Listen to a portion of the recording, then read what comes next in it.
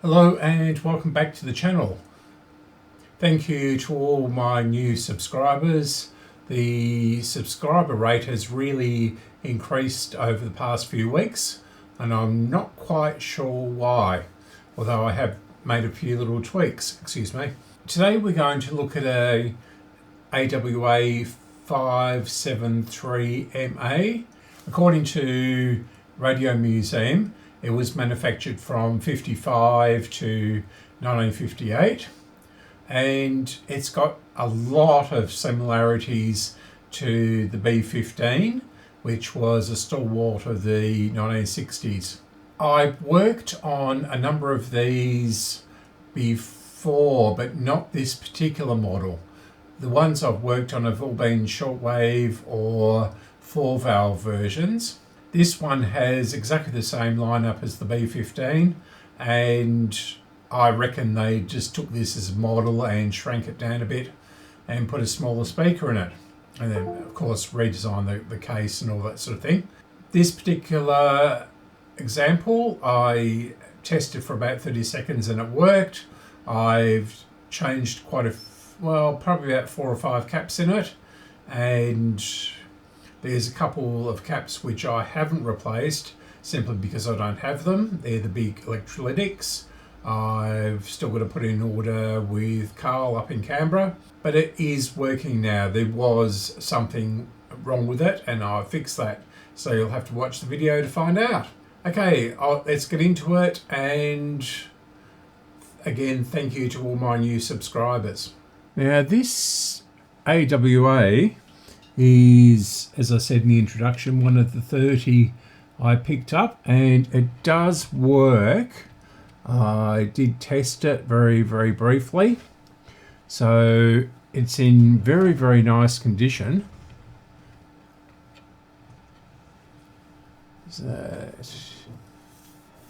Yes, there's nothing that can't be polished out on this part of it. Now just bring you over the other camera. Now, from the top, while it doesn't look too bad, I'll start that section again because I was interrupted by Bing, and not Bing Crosby either. So this seems to be in very nice condition on the back. It does have a few marks up here. That is a burn mark as usual, and it's not very deep. That one's not very deep either. You're getting reflection, so I'll bring you down and we'll have a bit closer look. So we've got a mark here. Don't know whether you can see that. It's a bit of a chip there. There's a chip there and a bit of a chip there. But otherwise, and a couple of burn marks there. But they're not too deep. And they'll polish out to be unnoticeable. So, yeah. So it's all in all a very good radio. Now I'll bring you back to the other camera. So we've got our volume control. That seems okay. The switch is okay. Our tone control seems okay. Now our tuning control has come unglued. So this part is spinning and the tuning itself is quite stiff. The grill is very nice. It's a bit grubby. Looks okay. And we're missing the badge down there. So it should have a radiola badge on there. The grill cloth looks nice too, which you can't see. This looks like a real bargain. And a keeper.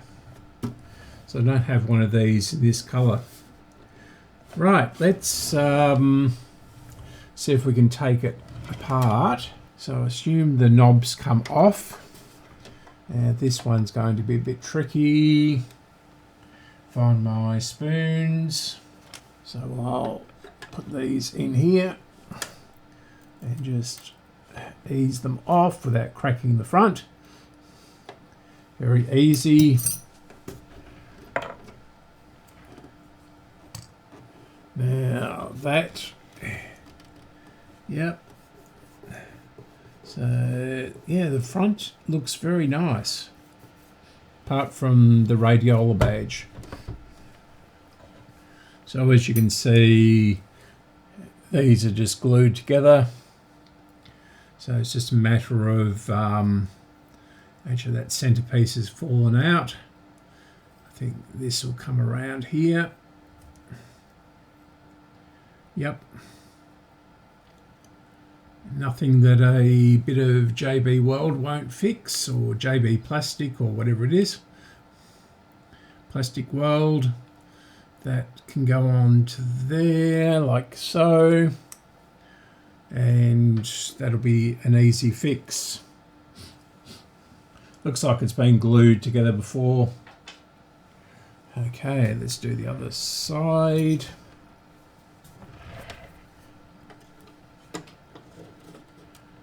Again, we'll just ease this off.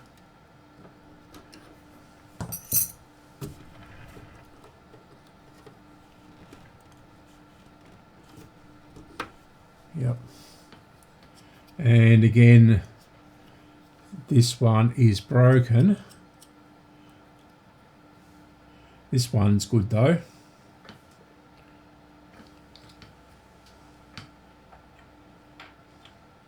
Hopefully we have all the parts in there and it's not too chipped away.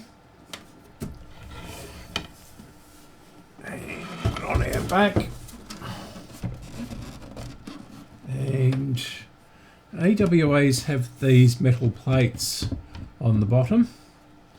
So you have to remember to put those back on, otherwise the plastic will crack. So I'll remove the back first. In fact, I'll remove all 4 screws. I'm not sure which model this one is.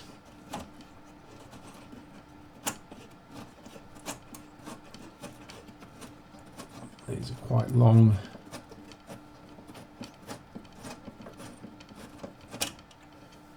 So that's one of them.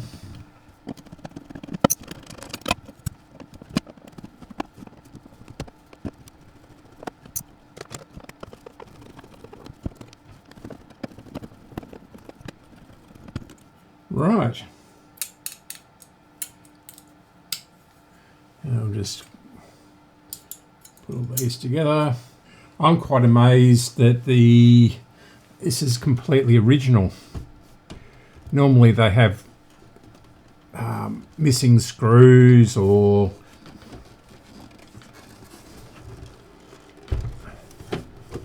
mismatched screws or something. Now, how does this come apart? Moving the screws in the back. No. Somehow this comes apart. I'll have to put up my lap and do it. This is quite interesting. It's got, you won't be able to see it, but it has screws right down inside, holding the 2 parts together. And these are going to be very tricky to get to, I think. And I can see them, but yeah.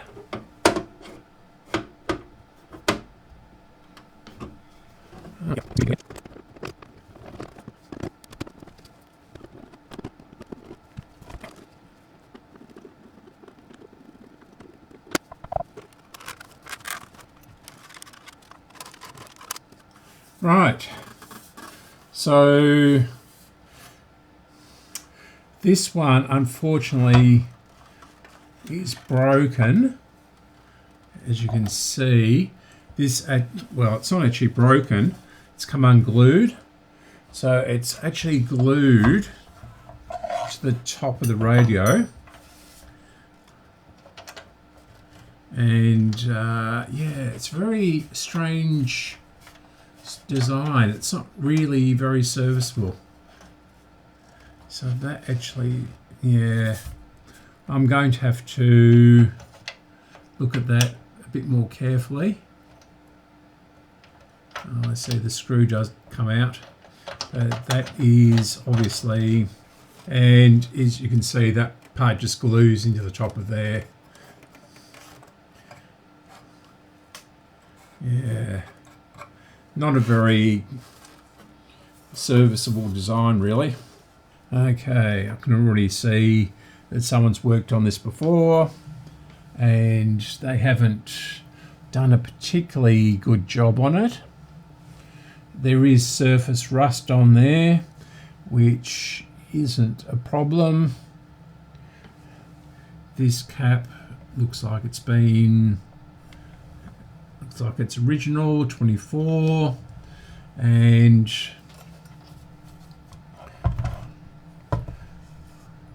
down here there are two very small caps in there, 10 at 450. Yeah,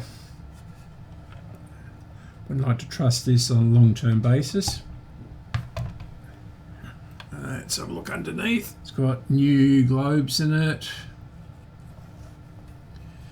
It's got a ceramic resistor there. These two resistors have been changed. These caps have been changed. So this end of the radio has been heavily worked on. I'm not sure if the Phillips mustard caps are not original. They come a little bit later, and I'm not sure that AWA actually used them initially. We have a replacement cap there, but this looks like a replacement. This Elna is definitely a replacement. 47 at 350. I'll get the schematic in a moment. Yeah, then we've got these waxies here. A replacement Phillips mustard cap up there. So it's had quite an extensive amount of work done on it, which is probably why it worked. Yeah, and this looks like it's been replaced. This valve doesn't look original because it would have had these red inscripted AWA valves in it. Yes, so this is going to need quite a bit of checking and work done on it. All right, I'll pause here and I'll go and get the schematic. Now, this is a dead simple circuit, so I'm hoping you can see the schematic clearly. It's not a very clear copy of this. The writing is almost illegible up there on the valve designations. So we have a 6x4 down there, and yeah, and we have C23, I think it is, and C23, looking down the list over here, is a 24, so that one's okay. Don't move on me.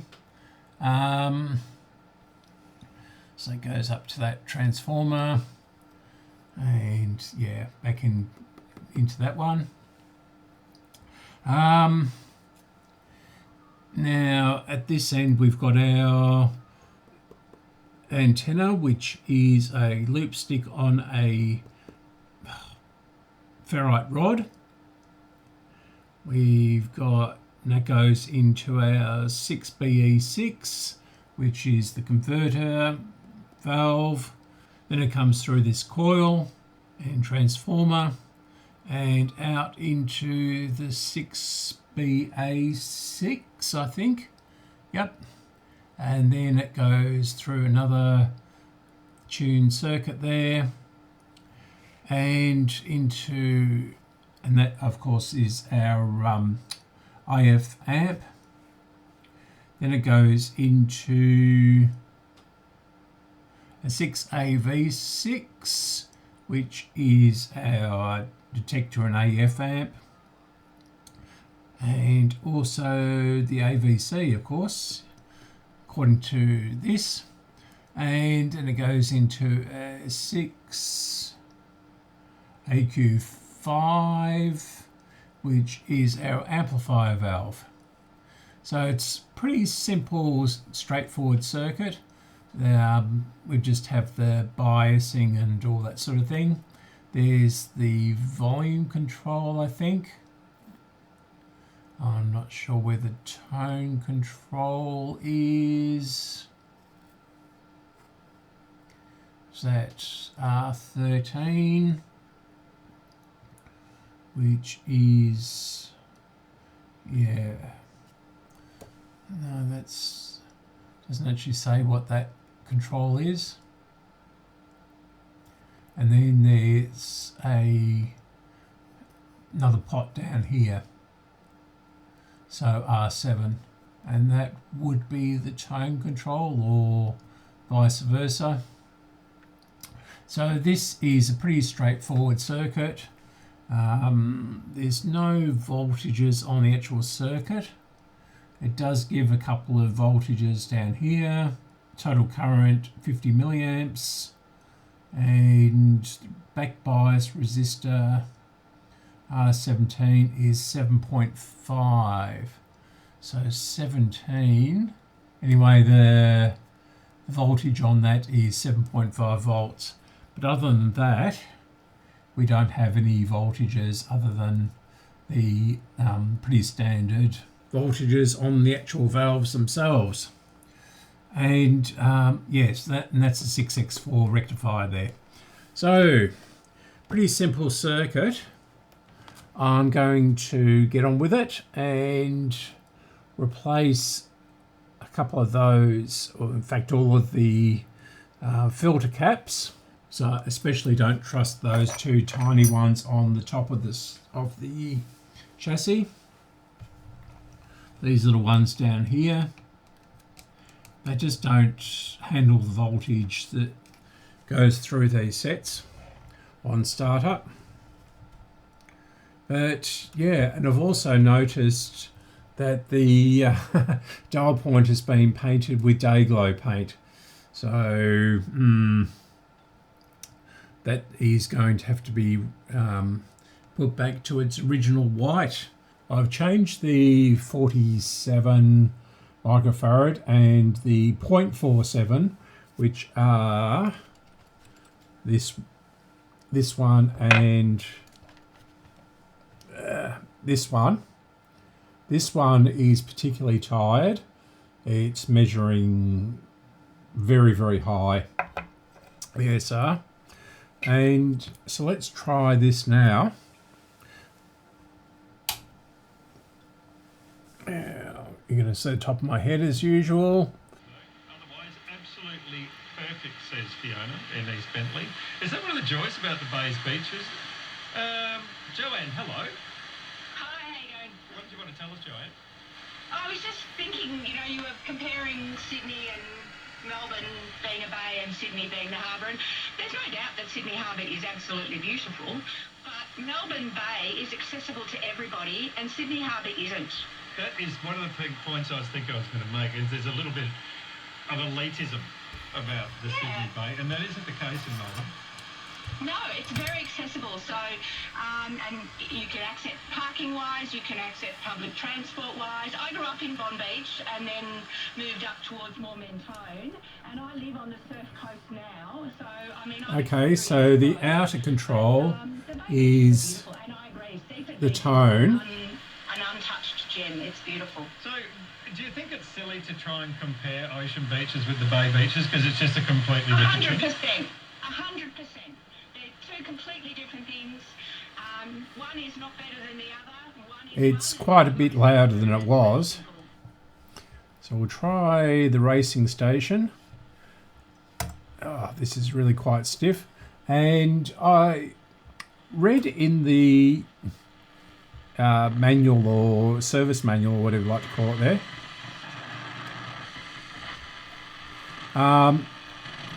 the dial cord was a stainless steel wire.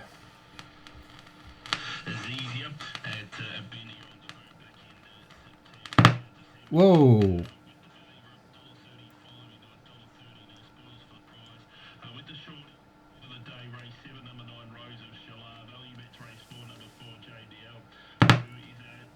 Yeah, something's wrong with it.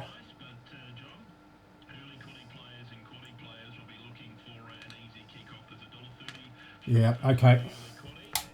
Right. So something is not quite right with it. That's the longest I've run it. So this could be a loose valve socket or something like that. But that sounded more serious.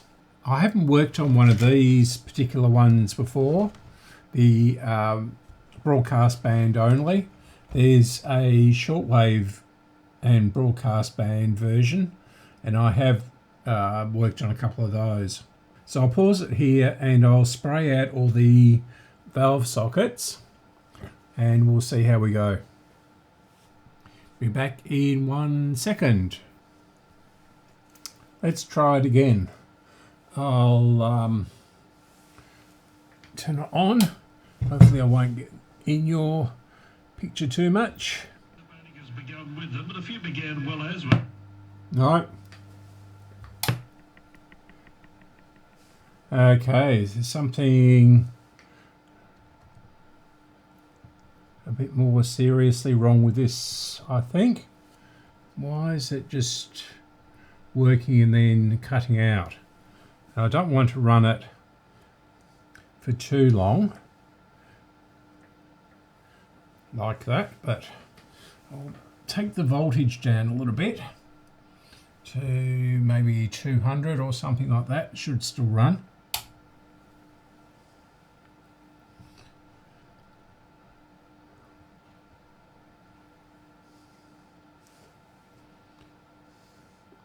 And this deoxit, the sprayer on it leaks like a sieve. Now, have we got any sound? I don't think we have.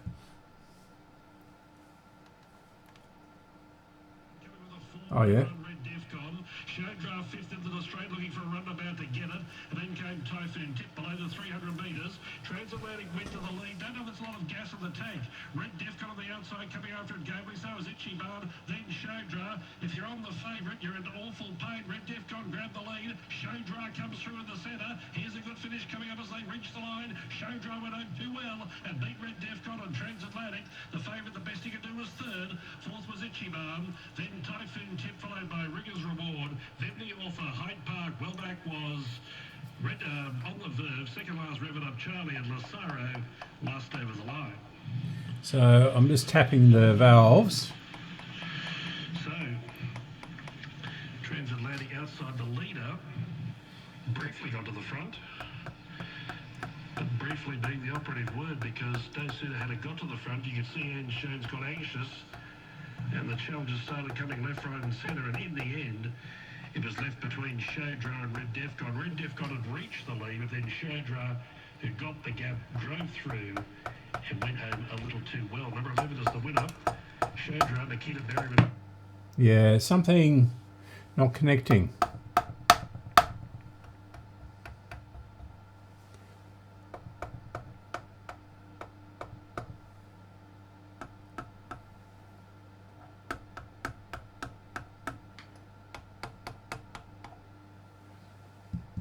It is humming.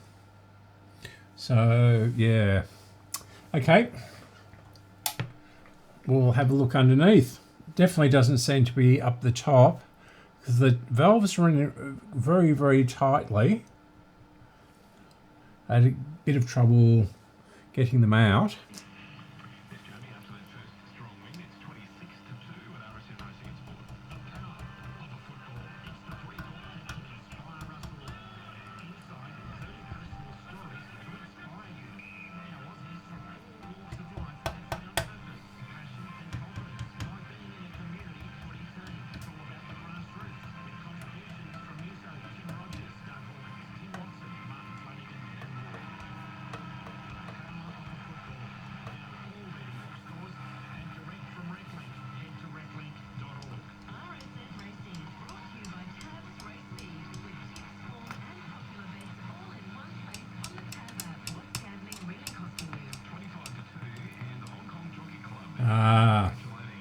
Just wondering whether this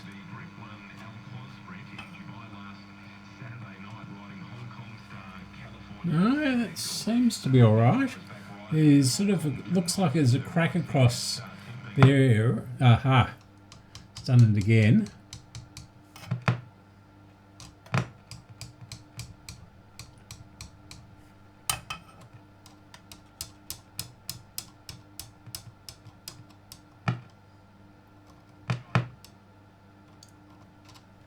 So it seems to be this resistor here. Turn it off. Yeah. So it's a 47. Can't quite read that. It seems, I can't tell whether this is a crack or whether it's just marking on it. That doesn't seem, yeah. Just wondering if when it heats up, it is very hot.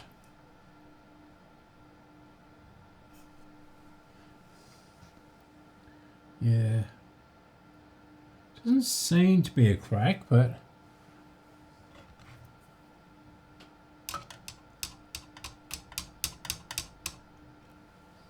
right.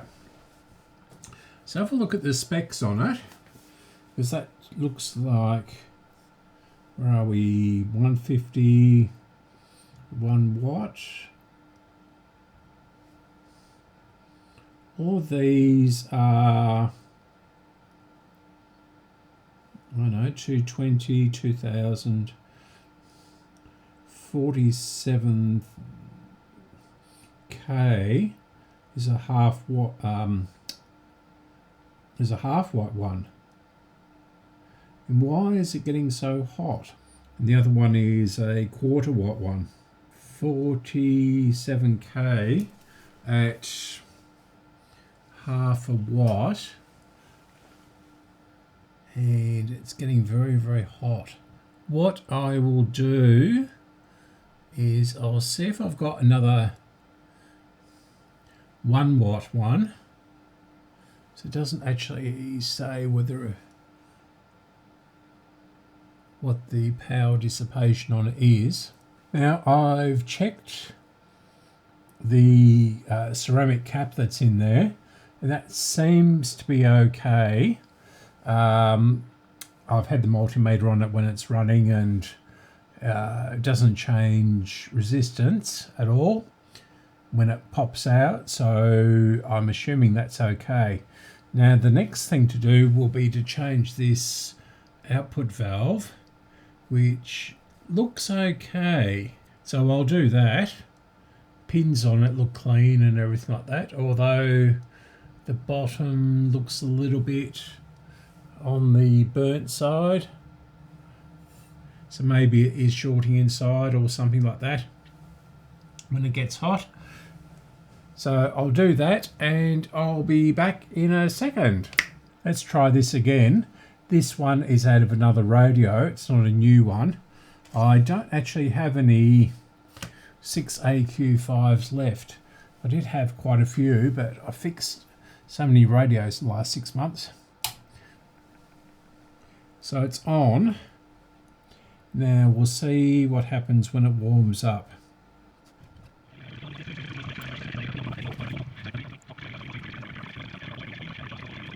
Well, it's definitely more distorted.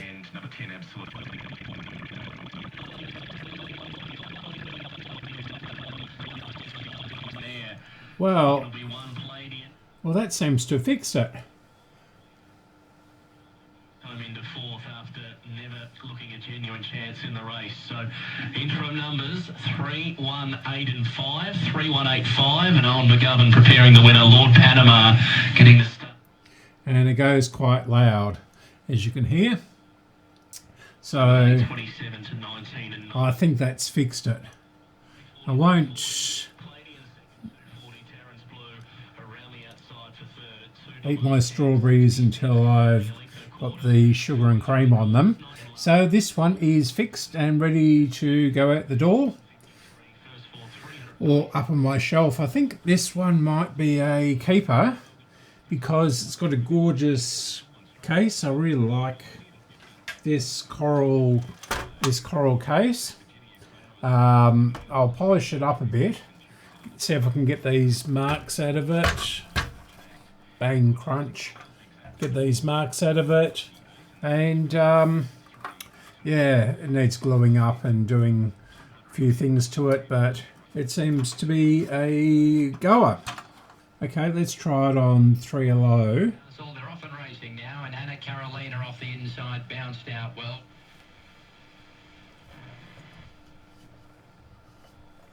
I'm going to have to annoy Stan and get a lot more valves.